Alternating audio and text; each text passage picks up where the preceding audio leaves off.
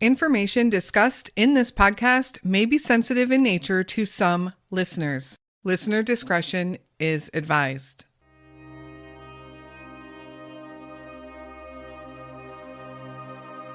Daniel Lambertson was living in America's paradise, Hawaii, specifically the island of Oahu.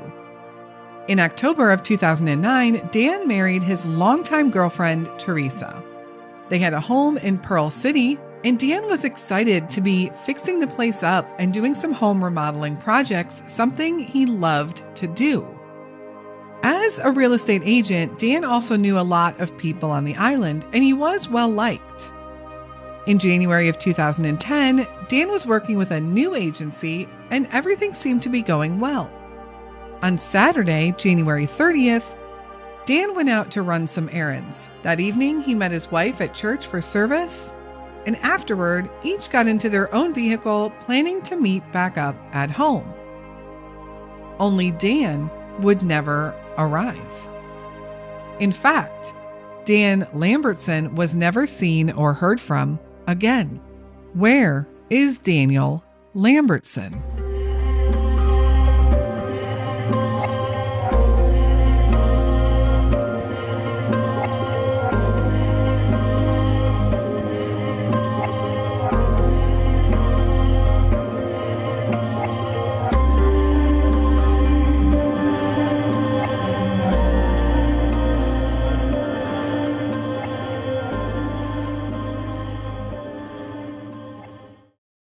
Hello, and welcome to another episode of the Where Are They podcast. Thank you so much for listening and helping us spread awareness of these unsolved cases. Our goal is to focus on the lesser known cases, the cases that don't receive as much media coverage as they should. And sadly, the case of Daniel Lambertson fits that description. I have covered a couple of cases in Hawaii before. The case of Laura Vogel and Kimberly Jacobs were covered on our Patreon. Interested in joining us over at Patreon? I'll link it in our show notes. We always appreciate all of your support. Hawaii, in particular, is interesting as far as missing person cases go. It is ranked number 8 in the U.S. for number of reports taken. And it's also noted as one of those states where people might go to purposefully disappear. Is that possibly the case here with Dan Lambertson? There are so few clues that point to any one answer, so I guess it is possible. But is it likely?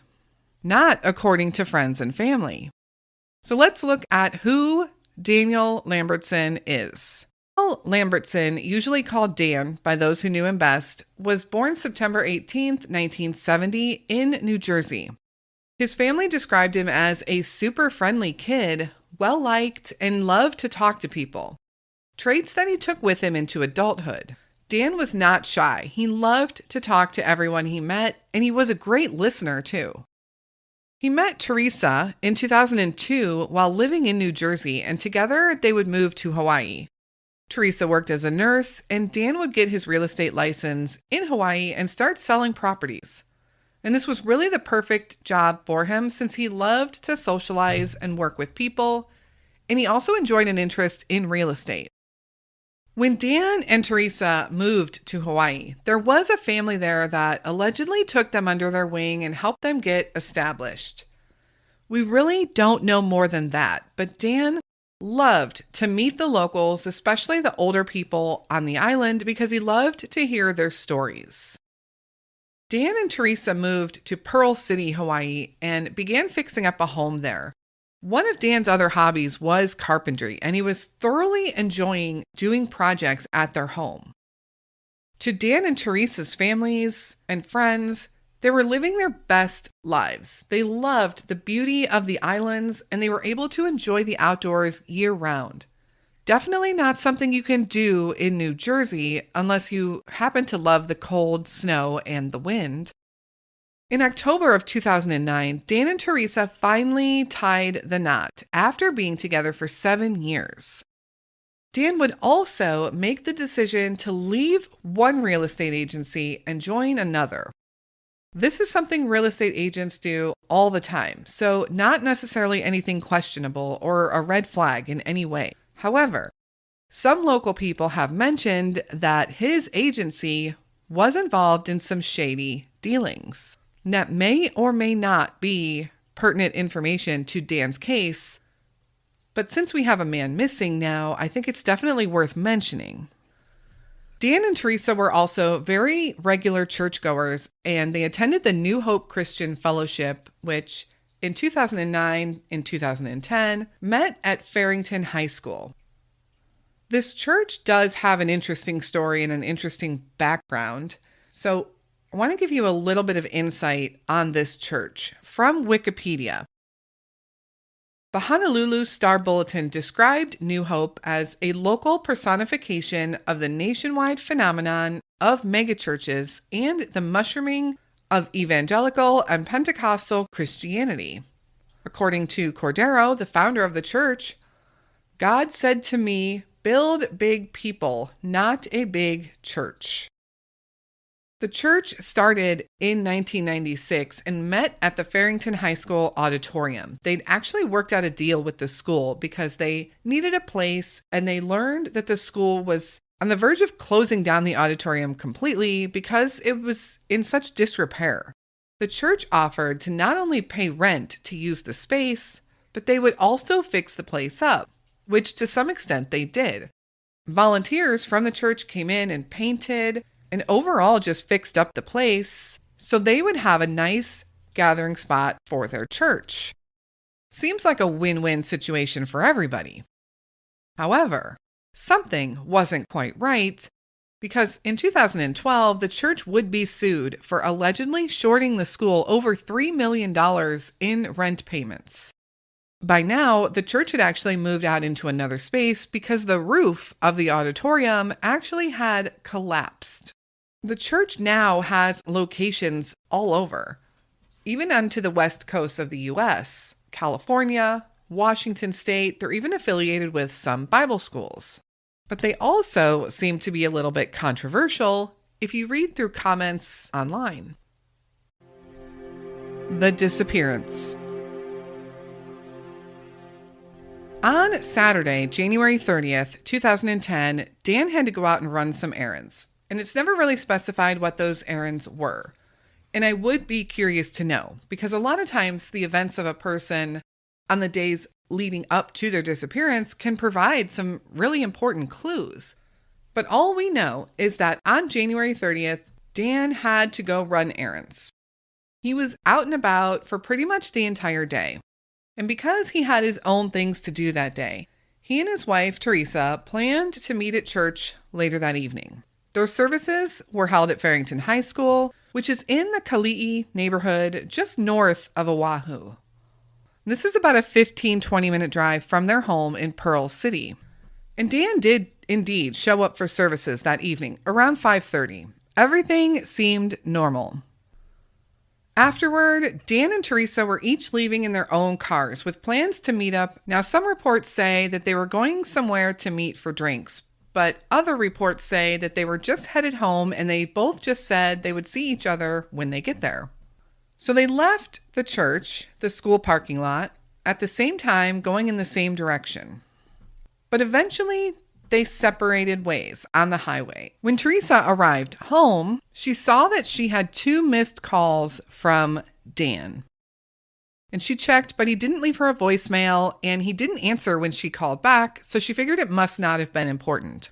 And as time passed, and Dan didn't arrive as planned, at first, Theresa just thought that he had called to tell her that maybe he was stopping somewhere, stopping at the store, and wasn't too worried until more time had passed. And she tried calling him again, but this time his phone was off.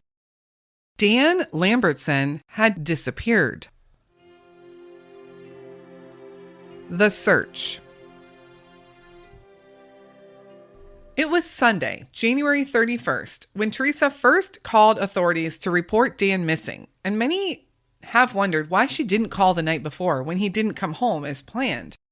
She has never really publicly stated why. Is that a red flag? Maybe, but maybe not. If you've never been in that situation before, it can be hard to know what to do. It's also not clear how their relationship was. Maybe they often did their own thing, and she didn't feel it warranted calling the police, at least not yet. However, the next day, Theresa did feel it was time to alert authorities. Dan was missing, along with his red 2000 Volkswagen Jetta. It would be Monday when a bunch of volunteers gathered together to search for Dan. They drove the route that he should have driven from church to home, but they saw no sign of Dan or his car. None of this made any sense. Where would Dan have gone? Where could he be?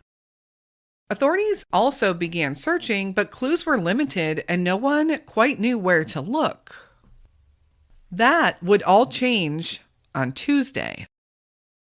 A friend who was out driving the island drove by a parking lot by the beach in Hauula. They quickly noticed a red Jetta that was parked, and they pulled in the lot to see if it could be Dan's. The license plate that said, "I sell houses," was the giveaway. They had found Dan's car, and his car was locked up, but it looked like his belongings were inside, including his briefcase. So the search now intensified as investigators now had a place to zero in on. Interestingly, the area of Hauula is 1.5 hour drive from the area of Kalihi, where Dan had attended church that Saturday night, and still about an hour drive from his home in Pearl City. In fact, it's on the complete other end of the island. And being that it was found near the water, it did have people wondering, did Dan have any intention to harm himself? But no one could believe that. That just did not seem like the happy-go-lucky Dan that they all knew. As the search concentrated in that area, they did bring in a search dog to help track any scents. They brought in helicopters, and they even used searchers out on jet skis to comb through the water. They would even send in some specialized divers into the water off the shore to search for any clues. They didn't find anything. There are a lot of different theories here that people talk about and that are rumored about. And in cases where there's very few clues, almost anything is a possibility. The theories. Initially, this case looks like the case of a man who vanished into thin air without any reason to. Unless there is a reason we don't know about. So, of course, all the possible theories have to be looked at here. Theory number 1. Dan intended to harm himself. Was he possibly depressed and no one knew about it? Was there something else going on in his life that most people weren't aware of? Authorities initially believed this, especially when finding his car abandoned in a park near the ocean. But then I always wonder, how does one manage to hide their own body? Did he walk off into the ocean? There was a report, an unofficial report, that a teenage girl came forward and said she saw him in that very spot 3 weeks earlier, sitting on a picnic table. She also said he left a note behind saying he loved his family. That kind of seems like a reason to suspect that Dan was looking to harm himself or end his life. But that report was never made public and could have easily been stated by someone who wanted to throw off the investigation or insert themselves into the case, which we've seen multiple times. Which leads me to the next theory. Theory number 2. Dan had a real estate appointment pop up. So this happens all the time in real estate, and we don't know the specifics of his work at that time. For instance, did he have a property listed that was vacant and someone drove by it, calling him to schedule a showing, and Dan decided just to drive over there and show them the house? What makes me believe this theory might have some merit is that he called his wife twice, and she missed his calls. Maybe he was calling to let her know that he was going to go show this house and he would be home afterwards. So is it possible that he was lured somewhere and someone did something to him once he got there? There's a lot of remote places in Hawaii, places with no neighbors. no witnesses. But what is the reason someone would lure Dan anywhere? This takes us to the next possibility, which is very much related to theory number 2, but probably deserves to be its own standalone theory anyways. Theory number 3. Dan knew something he shouldn't. This could be from anywhere, any part of his life. But remember those alleged statements that his real estate company was involved in some shady deals? Did he possibly know something there that he shouldn't? Was he even possibly lured by someone from his own company? There are some public complaints on this agency, but I'm not sure about any illegal activity. At least not in the records that I could find, but of course that doesn't mean that illegal activity wasn't happening, but we just don't know. However, this is a theory that is brought up often in discussions related to Dan's case. Theory number 4. Dan stopped to help someone on his way home. And this is also brought up a lot because I think those 2 quick phone calls to his wife, was he calling to let her know that he had stopped to help someone, maybe someone that had broken down or ran out of gas? Locals have also said that it is a popular area for hitchhikers. Could Dan have picked someone up? But if so, what happened to him and where is he? Theory number 5. Dan went back to New Jersey. There are a lot of people who actually believe this is the case. People that comment on his case online, they feel that he probably just went back to New Jersey. But I do have some questions about this theory. Wouldn't there be a record of flight getting off of the island? There's only so many ways to leave Oahu and get to the mainland. And any way he decided to take, whether it be a flight or a ship, how would there be no record of that? And he is listed as an official missing persons in Hawaii. If police were able to verify that, he would be removed from the database. And then how did his car end up on the far end of the island? If he took a flight, he's literally on the opposite end of the island from Honolulu, where the main airport is. His family also runs a Facebook group that still begs for answers on Dan's whereabouts. If he did return to New Jersey, did he do so without telling his family, even his own mother? Theory number 6. Dan went out for a walk and got lost or injured. In the area where his car was found, there is a forest preserve nearby, and it's very possible for someone to get lost or injured in this particular preserve. And I've read a lot of accounts of people doing just that and having to be rescued. So did Dan wander off in that area?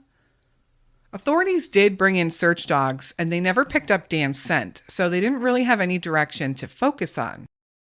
Could the dogs have just missed it? It's said that the entire area was searched, but there are some pretty dense parts of the forest where somebody could easily get lost. Now, I'm not going to put this out as a theory because there just isn't anything to really justify it, but some have pointed fingers at Dan's wife, Theresa. Why didn't she call and report Dan missing on Saturday night? Some people said that she didn't even really participate in the searches, and she has since remarried and doesn't seem to speak out about Dan at all.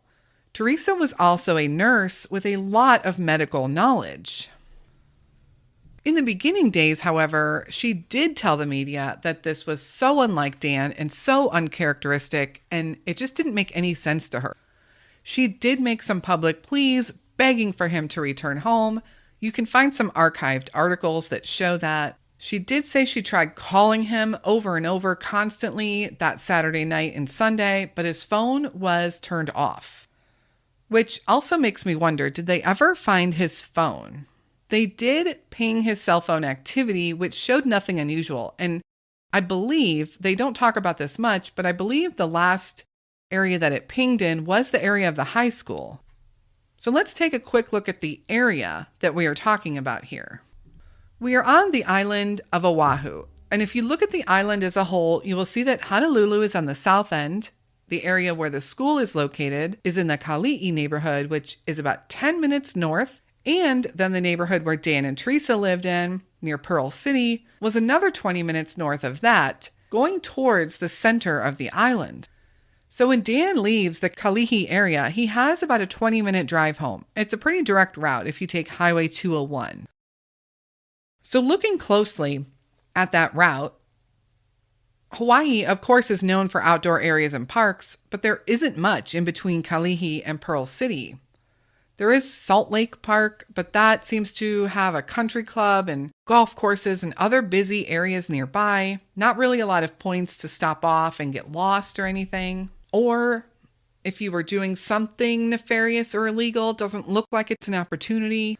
And then there's also Ho'aloha Park. And I swear on Google Maps, it looks like a landfill. And I also did a quick search and there's literally no information on it.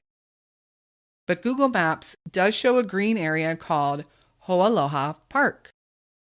What's interesting too is there are some Google questions from others asking what this place is, but there are no answers, which makes that very mysterious to me. So if you are local there on Oahu and have any insight on this area and this park, let me know.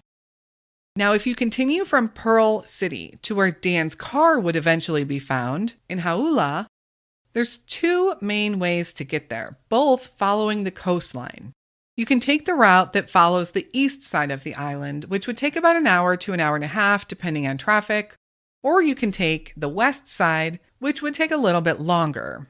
In the middle are forest preserves, mountains, and wildlife protected areas. In order to get to the other side of the island, you have to drive around these protected areas. So it remains a mystery to this day. There have been no clues, no leads, no sightings, no information at all to help them locate Dan Lambertson. What do you think happened to Daniel Lambertson? Dan is described as a Caucasian male, about 6 foot tall, weighing around 175 pounds when he was last seen in January of 2010. He was 39 years old and he would now be 51. He has brown hair and bluish eyes, was last seen wearing a dark blue shirt, dark blue jeans, and sneakers. If you have any information on the whereabouts of Dan Lambertson, please contact the Honolulu Police Department at 808-529-3064. Thank you so much for listening to Dan's story today, a case that has received far too little attention, in my opinion, especially if something out there did happen to him. And if somebody did something to him, that somebody is still out there. Dan's family still actively searches for answers to this day. You can show your support to the family by visiting their Facebook page titled Missing Dan Lambertson. And of course, I will keep an eye on any updates in this case and share with you any news on Facebook, Instagram, and Twitter. Make sure you are following us over there. If you have any feedback or case suggestions, please send them to me at canwefindthem@gmail.com. It always seems that the case of a missing man gets far less coverage than a missing woman. I know we've talked about the disparity between race and culture and media coverage, but it seems to me that men also suffer from a lack of media. So please share Dan's story any way you can. Someone out there might know something. Thank you all so much for listening to the story of Daniel Lambertson. We will be back with another unsolved missing persons case next week, and until then, stay safe and hug your loved ones.